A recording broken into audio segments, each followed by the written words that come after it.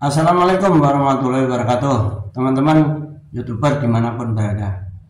Bertemu kembali ya. Saya mau share ya, izin untuk share, untuk berbagi, semoga memberi manfaat ya. Apa karena masalah thumbnail ya, sehingga video saya ini, channel saya ini nggak begitu berkembang dengan baik begitu. Apa karena faktornya thumbnail? Mari kita ikuti. Thumbnail itu apa dan seterusnya, manfaatnya bagaimana, harus seperti apa. Let's go. Thumbnail bisa juga disebut sampul ya teman-teman. Nah, ketika kita membuka YouTube ya, itu kan ada banyak tuh gambar-gambar itu yang disebut thumbnail gitu.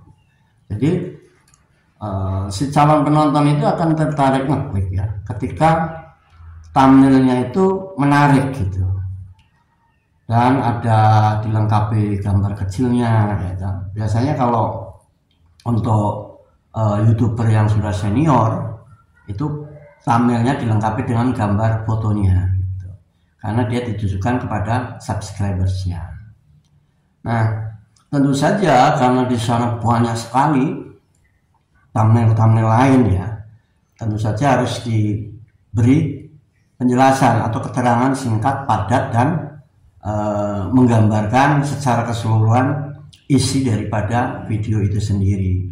Nah, itu berfungsi untuk menarik perhatian calon penonton untuk lakukan klik seperti itu.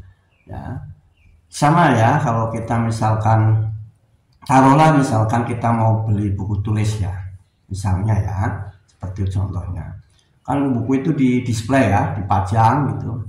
Nah, tentu kita akan melihat dong ya, yang sampulnya bagus biasanya yang dibeli ya kan gitu, dilihat dulu gitu, habis itu dibeli. Nah, sama saja begitu. Jadi fungsinya untuk sampul itu gitu. Nah, tentu saja harus dibuat semenarik mungkin, sejelas mungkin, seindah mungkin, kan begitu. Dan kemudian ternyata thumbnail itu tidak hanya untuk sekedar dipajang begitu saja. Thumbnail juga bisa berupa bisa menjadi pemicu ya, atau hook ya, menjadi pengait itu antara sampul dengan isi video, menjadi pemicu, intinya menjadi pemicu gitu.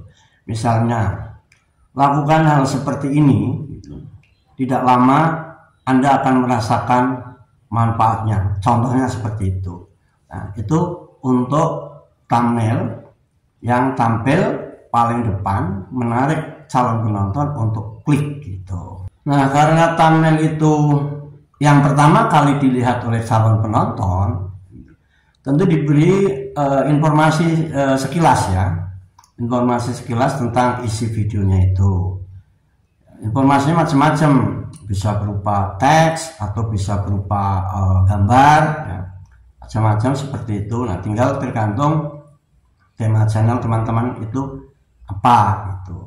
Kalau misalkan tempat wisata, ya gambarnya yang terkait dengan tempat wisata seperti itu. Nah, itulah. Nah, namun yang perlu kita harus pahami ya, bahwa tidak semua penonton tertarik dengan tema channel tertentu gitu. Namun tema channel yang sama juga tentunya punya kiat yang sama gitu. Apa itu namanya, membuat bagus thumbnailnya. Nah, teman-teman juga seperti itu, upayakan agar singkat, padat, jelas ya informasinya di thumbnail itu. Nah, yang pasti jangan lupa thumbnail itu harus sesuai dengan judulnya gitu ya. Jadi jangan istilahnya tidak nyambung antara thumbnail dengan judul. Itu nanti calon penonton bingung. Begitu ya teman-teman. Lanjut. Jadi betapa penting fungsi dan peran daripada thumbnail. Karena banyak saingan kan gitu. Orang begitu melihat HP tarik-tarik begini gitu kan. Ya toh, begitu ada sesuatu yang menarik, jelas gitu, dan seterusnya, otomatis cenderung klik dong ya. Begitu. Nah, itu fungsi dan peran daripada thumbnail gitu. Dan membuat thumbnail memang bukan pekerjaan yang mudah, namun juga bisa dilakukan asal teman-teman benar-benar memperhatikan, teliti ya, tanpa beban, asal benar-benar teman-teman jujur gitu, bahwa konten videonya adalah ya seperti yang disebutkan di thumbnail dan di judul. Itu intinya itu, jangan sampai tidak jujur gitu. Di deskripsi pun sama gitu. Jangan nanti contoh apa itu namanya, kontennya tentang tutorial menjahit misalnya nih ya, tapi di deskripsinya tidak ada hubungannya dengan hal-hal menjahit tadi, atau di judulnya atau di thumbnailnya gitu. Nah itu yang sebaiknya hindari seperti itu. Jadi harus benar-benar segaris antara thumbnail, judul, deskripsi, dan isi videonya, termasuk kata kunci dan kolom tagnya. Singkatnya saya tegaskan begini, thumbnail ini memberi kesan pertama kepada calon penonton untuk tertarik klik gitu. Itu poinnya di situ.